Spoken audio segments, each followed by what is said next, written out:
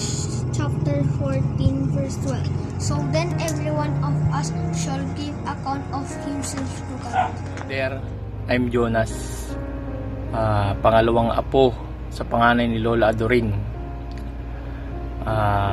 Last message kay Lola. Lola, salamat sa inyong pagmamahal sa inyong mga apo. Salamat sa pananampalataya na pinamulat nyo sa amin. Salamat sa lahat ng iyong sakripisyo.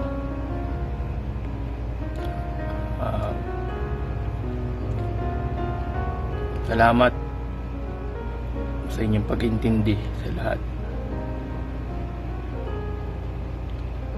Paalam, Lola. 3. Love you, Lola. Go. Love you, Lola. Love you, Lola. We miss you, Nanay. At so kami po ay nalulungkot sa nangyari.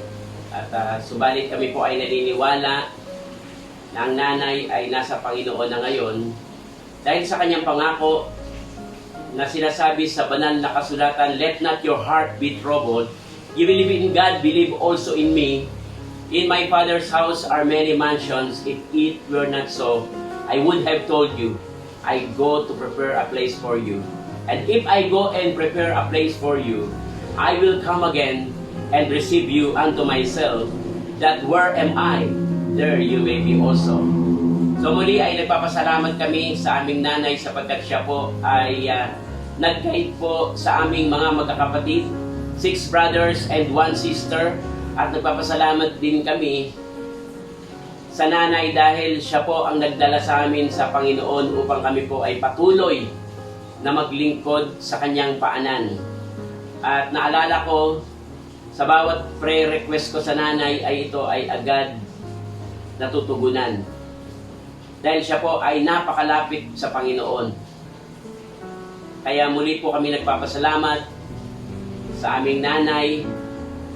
So, we believe that she is in heaven right now and she is enjoying life with God. So, nagpapasalamat kami sa Panginoon dahil siya po ay nakakilala. Siya po ay tumanggap sa Panginoon bilang sariling tagapagligtas niya at Panginoon Diyos. Miss you, Nanay. See you in the morning. We love you.